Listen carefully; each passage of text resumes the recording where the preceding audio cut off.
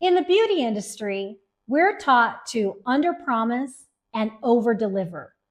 Like in a client consultation for a color correction, and she's a level 3, 4, and she wants to be a 9, 10, and you're praying for a 7, 8, but you tell her that today it's going to be a journey and we have, it's a whole process and you're going to hit about a 6, and then you end up hitting the 7 or 8. Or if you're really lucky and the hair gods have come down for you, you end up the 9 or the 10, whatever your goal was. So you've underpromised by saying you were going to be a level 6, but you ended up being the goal color. You hit it out of the ballpark and everyone's so thrilled. And I even teach this in beauty schools when I go in and teach my care workshop, which helps young beauty industry professionals create longevity in their careers. I'm always talking about underpromising and over-delivering. But I want you to hear this. I've been thinking about lately how often that we as hairstylists overpromise yet underdeliver to ourselves. What do I mean by that? Well, I've always said that there's a fine line between good business and solid boundaries. For years, I literally had no boundaries, none. And I talk about that a lot in my other videos of my burnout journey, my burnout story, and how I got to there. Well, it was not having any boundaries at all. You know how you're always the last one to the party, or your friends or your family are planning a dinner and you know that you're probably going to be the one who's going to be late 9 times out of 10. And they're all so used to it, they don't even care anymore.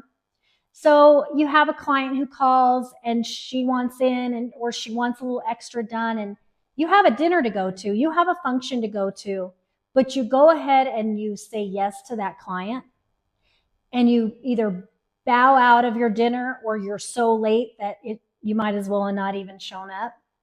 That's what I'm talking about. You've promised yourself that time. You've promised yourself that you were going to keep your business hours. But because you need the money, or because you want to please that client, because she's a good client, they're always good clients, right, that you do these things for, you've eroded that promise to yourself. And over time, that takes a toll, because if you don't keep these promises to yourself, your brain and your nervous system stops trusting anything. Your brain and your nervous system are so weird. They get used to what we give it. It's almost like you have almost an out-of-body experience at times.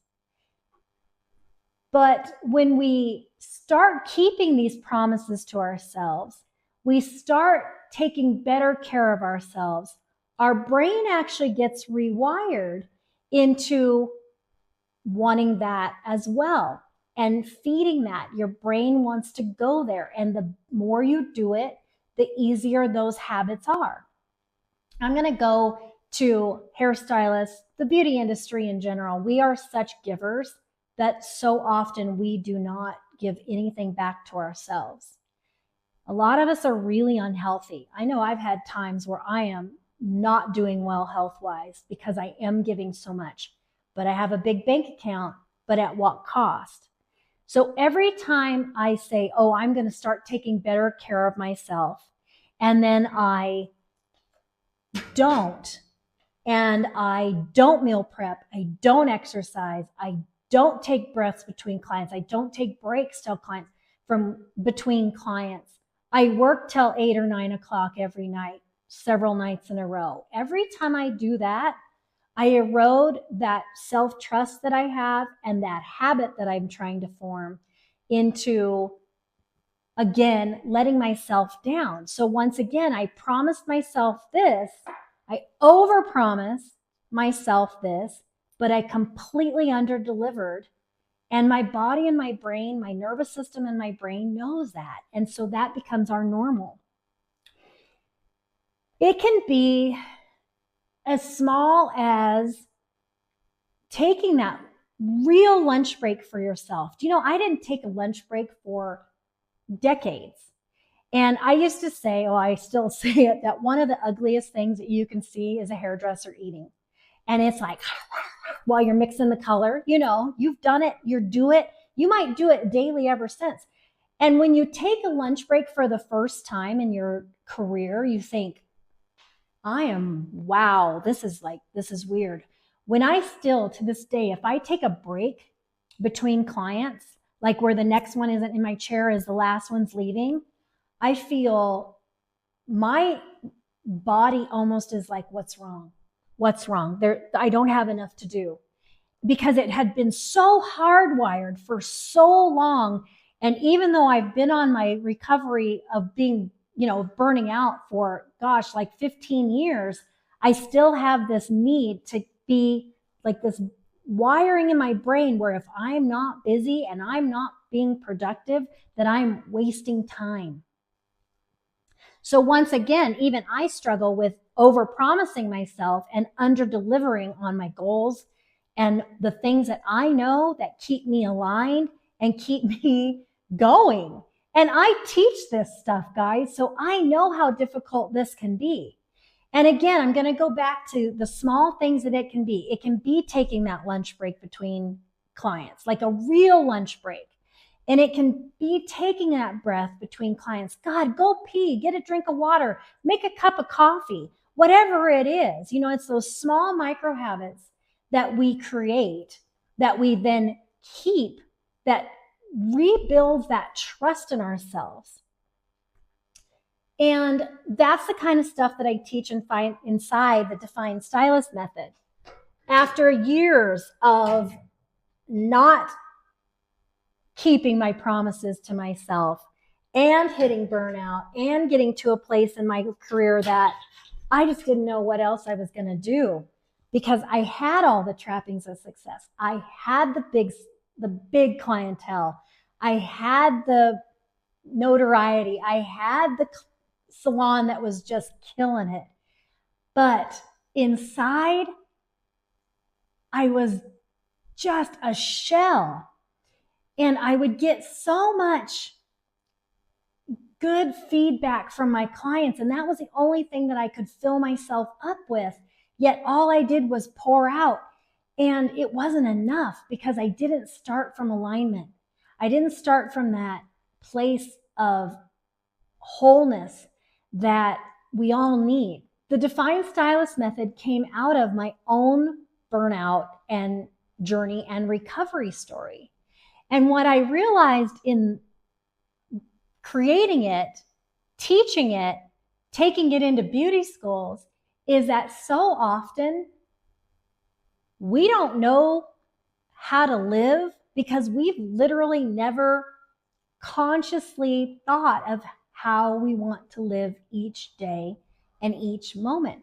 We're so busy getting to the next thing. We're so busy getting to the next client, the next level of income, the next whatever it is that you have convinced yourself that success looks like, that we often just don't take that breath for ourselves and think, but is this the life that I really want?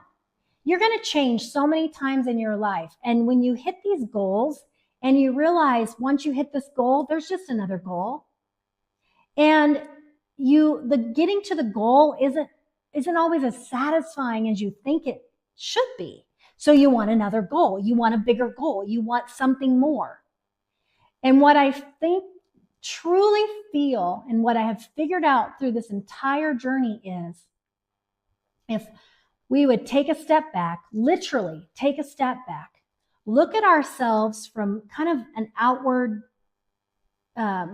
view, that we would see that the lives we're living are not the lives we're aligned to live.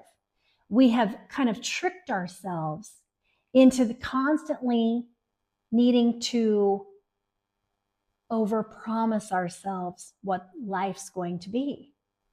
And then when we under-deliver to ourselves, we're nothing but disappointed. Does this make sense? It did to me. It was just one of those random thoughts as I was developing, or as actually we're kind of honing my care workshop, that I'm getting ready to teach it again.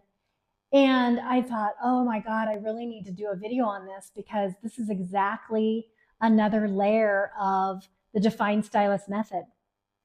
So I would love for you to hit like on this video if this resonated with you at all.